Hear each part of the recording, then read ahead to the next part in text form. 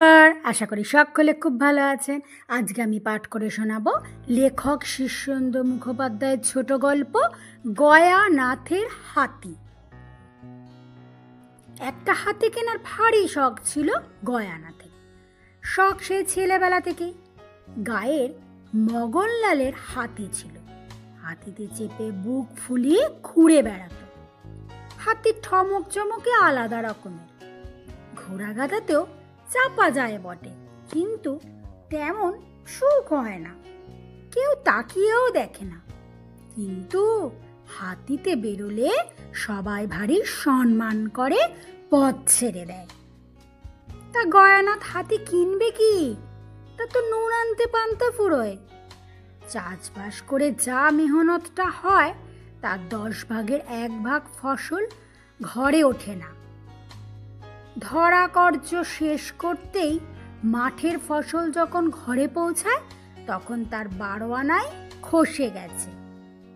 তবে তা দিয়ে গয়ানাথের দুঃখ নেই, দুশ্চিন্তাও নেই। গরিবের ঘরে জন্মেছে, গরিবের মতোই বেঁচে আছে, গরিবের মতোই জীবনটা যাবে।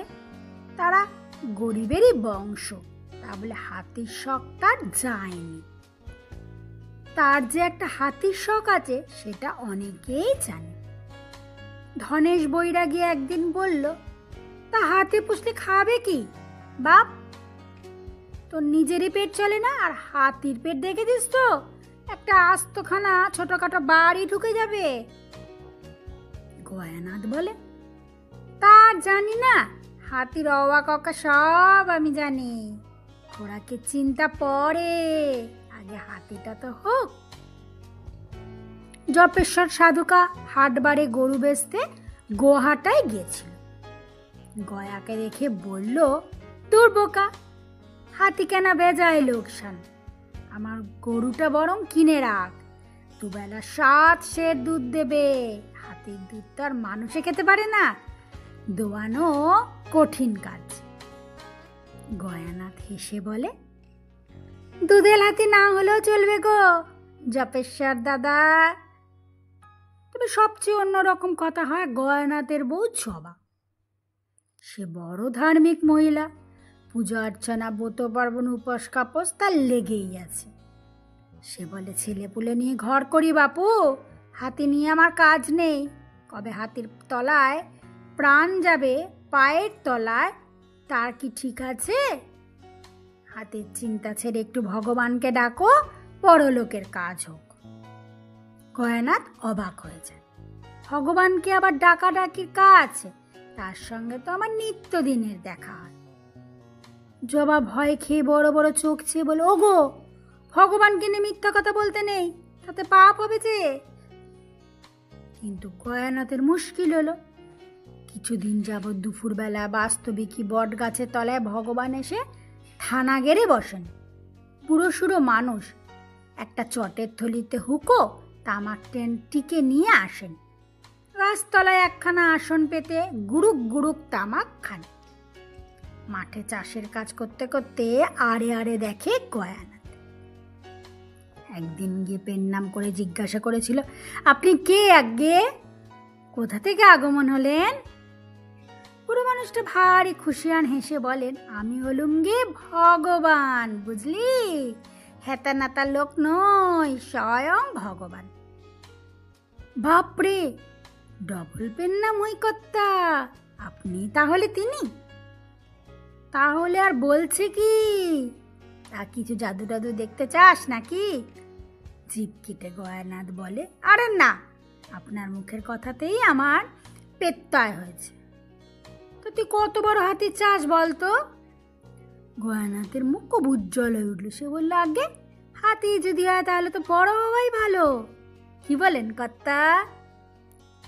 তা বটে, হাতি ছোটখাটো হলে আর সুখ কি? হাতির বলে টের পেতে হবে তো যে আজ্ঞে। তবে কিনা হাতির দাম শুনেছি। আচ্ছা, তুই মন দিয়ে চাষবাস কর তো, হাতির সময় হোক তখন ঠিক হাতি এসে হাজির হবে। তো ভগবান প্রায় এসে গাছতলায় বসে থাকেন আর মেহনত দেখেন, তার সুখ দুঃখের কথা শোনেন। আর গয়ানাথ মাঝে মাঝে ভগবানকে তামাক সেজে দেয়, পা টিপে দেয়, বাতাসও করে। বউ কথাটা বিশ্বাস করলো না দেখে গয়ানাথ মাথা চুলকিয়ে বলল, তাই তো, ভগবানকে পেতে হলে অনেক পুণ্য টুণ্য করতে হয় শুনেছি, তপস্যাও লাগে, কিন্তু আমার তো কিছুই নেই। তাহলে বোধহয় দিনের বেলাতেই আমি জেগে জেগে স্বপ্ন দেখি। ভগবান কি আর তুচ্ছ মানুষের কাছে ধরা দেন? তো সেদিনই ভগবান বললেন, হ্যাঁ রে, তোরা আমাকে এত সন্দেহ কেন? জাদু টাদু দেখতে চাস সে অন্য কথা। আগে না কর্তা, বউ বলেছিল কি না, একটু আধটু ধাঁধায় পড়ে গিয়েছিলাম। বুড়ো মানুষ তামাক খেয়ে ভারী আয়েস করে গাছে ঠ্যাস দিয়ে বসে ট্যাগ থেকে একটা চোপসানো নেতানো বেলুন বের করে বললেন, আজ তোর জন্য একটা হাতি নিয়ে এসেছি। হাতি? কই হাতি? এই যে দেখছিস না কর্তা, ও তো একটা বেলুন মনে হচ্ছে। ওরকম মনে হয়, যা দেখছিস সবই আদতে বেলুন। এই যে ফুটো দেখছিস, এটাতে কষে ফু দে তো বাবা। তা গয়ানাথ ফু দিল। আজব কাণ্ড, যত ফু দেয় ততই বেলুনটা ফুলে একটা হাতির আকার নিতে থাকে। ভগবান বলে, যত বড় হাতি চাস তুই তত বড় ফু দিয়ে যা। বেলুনটা যখন ফুলে বেশ একটা পেল্লায় হাতির সাইজ হলো, তখন একটা সুতো দিয়ে ফুটোটা বেঁধে দিলেন, এই নে তোর হাতি। হাতিটা দিব্যি দাঁড়িয়ে দাঁড়িয়ে সুর দোলাতে লাগলো, দু একবার হাতির ডাকও ছাড়লো। গয়ানাথ তাজ্জব হয়ে বলে, বেলুন থেকে যে হাতি হয় তা তো আমার জানা ছিল না কর্তা, কিন্তু এই হাতিকে খাওয়াতে তো হবে। ভগবান বলে, তোরও ভাবনা নেই, খাওয়ানোর আগে খানিকটা হাওয়া ছেড়ে দিবি, দেখবি যখন একটা কুকুর ছানার মতন ছোট হয়ে গেছে, তখন হাওয়া বন্ধ করে তোর পাতের এক মুঠো ভাত দিস, তাতেই দেখবি হেই ঢেউ হয়ে যাবে। হাতি রাখার জন্য হাতিশালেরও দরকার নেই, বালিশের পাশে ঘুম পাড়িয়ে রাখবি, আর বড় হাতিতে তোর বউ ভয় পেলে ছোট করে নিবি, তখন হাতি তো ছেলেপুলের সঙ্গে দিব্যি খেলা করতে পারবে। মহা খুশি হয়ে সেদিন বিশাল হাতিতে চেপে বাড়ি ফিরল গয়ানাথ। সারা গা ঝেঁটিয়ে হাতি দেখতে এলো লোকে। গয়ানাথের বউ গালে হাত, আর ছেলেপুলের সে কি আনন্দ। গায়ের মোড়ল মাতব্বররা তুমুল মিটিং এসে বসে গেল। গয়ানাথের মতন এবং হাড় হাবাতে মানুষ কিনা হাতি কিনে ফেললো, এ তো সাংঘাতিক কথা। জিজ্ঞাসা করলে সে হাত জোর করে কেবল বলে, ভগবান দিয়েছেন, নইলে আমার কি সাধ্য যে আমি হাতি কিনব। কিন্তু মোড়লরা ভগবানের ব্যাপারটা মোটেই বিশ্বাস করলো না, বলল, এর মধ্যে একটা প্যাচ আছে, গয়ানাথ নিশ্চয়ই গুপ্তধন পেয়েছে। কয়েকদিন মধ্যে গায়ে জানাজানি হয়ে গেল যে গয়ানাতে হাতির সংখ্যা মোটেই একটা নয়, এক পাল এবং নানান সাইজের হাতি। সকালে গয়ানাথ তার বিশাল হাতিতে চেপে মাঠ চাষ করতে যায়। দুপুরে তাকে ভাত পৌঁছে দিতে তার বউ যখন যায়, তখন যায় একটা ছোট হাতিতে চেপে। আবার বিকালে গয়ানাতে ছেলেপুলেরা যে হাতিটার সঙ্গে খেলা করে, সেটা একটা গরুর সাইজের। আর গায়ের বিখ্যাত চোর নটবরদা সচক্ষে দেখেছে গয়ানাথের একটা কুকুরছানার মতন ছোট একটা হাতিও নাকি আছে, আর সেটা গয়ানাথের শিওরের কাছে গুটি সিটি মেরে ঘুমোয়। মোড়ল মাতব্বররা তাকে ডেকে বলল, দেখো, গুপ্তধন যদি পেয়ে থাকিস তাহলে আমাদেরও একটা পাওনা হয়, ভালো চাস তো আধা আধি বকরা করে নে, নইলে ভালো হবে না। যার একবেলা ভাত জুটলে ওবেলা জোটে না, তার 4-5টা হাতি হয় কি করে রে? গয়ানাথ ফের হাত জোর করে বলে, সবই ভগবানের ইচ্ছে। তার বউ জবা একদিন বলল, ওগো, ভগবানের সঙ্গে যখন তোমার এতই ভাব, আর একটু চেয়েই দেখো না, আমাদের তো এত অভাব, শুধু হাতি হলেই তো আর চলবে না। তা কি চাইব? এই একখানা 7 মহলা বাড়ি, 7 ঘরা মোহর, 7 কলসি হিরে মুক্ত। তা সে আর বেশি কথা কি বলবো?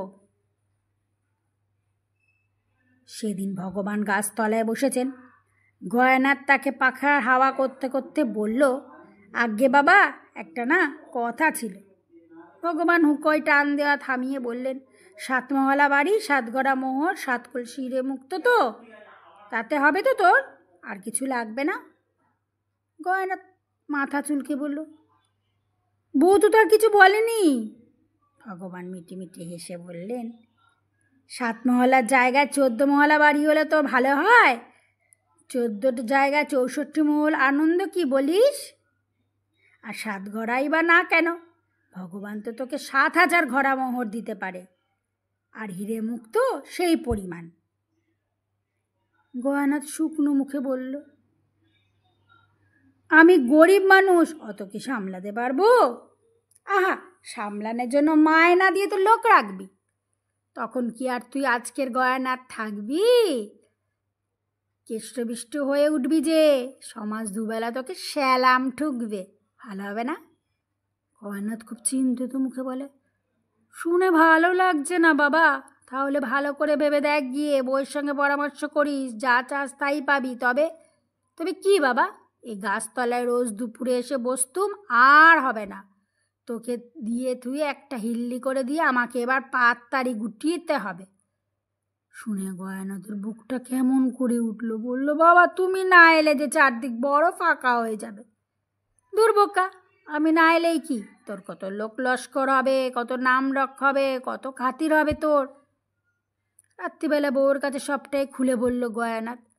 জবা বলে, আহা, ভগবান দাদা এসে গাছতলা নাই বা বসলেন, আমি তার জন্য সোনার সিংহাসন বানিয়ে দেব, রোজ পোলাও পায়েস দেব, ঠাকুর সোনার গড়া গড়িয়ে দেব, তুমি বরং ওটাই চেয়ে নাও।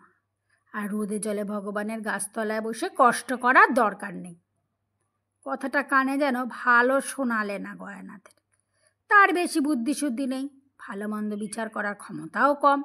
সে শুধু বোঝে বুড়ো মানুষটা এসে ওই গাছতলায় বসে থাকেন, ওতেই তার বুক ভরে যায়। পরদিন হাতির হাওয়া খুলে দিয়ে বেলুনটাকে ট্যাকে গুজে মাঠে গেল গয়ানাথ। তারপর দুপুরে ভগবান এসে গাছতলায় বসতে তাড়াতাড়ি গিয়ে তামাক সেজে হুকোটা ধরিয়ে দিয়ে একটা প্রণাম করল। ট্যাগ থেকে নেতানো বেলুনটা বের করে বলল, এই নাও বাবা তোমার জিনিস, আমার হাতের শখ মিটে গেছে। বলিস কি? আগে দুনিয়ার সব জিনিস যে ফোলানো জিনিস, ফোপড়া, তা আমি টের পেয়েছি। তা কি ঠিক করলি? ওসব মোহটোর আমার দরকার নেই, আটপেটা খেয়ে থাকবো, তবু রোজ তোমাকে গাছতলায় এসে বসে থাকতে হবে। ভালো করে দেখ, ভাবতে আমার বই গেছে, অত বুদ্ধিও আমার নেই, আমার ভাবনাও তুমিই ভাবো। ভগবান গুরুক তামাক খেতে খেতে খুব হাসলেন, যেন কথাটা শুনে ভারী আহ্লাদ হয়েছে তার। নমস্কার, গল্প পাঠ এখানে শেষ হলো।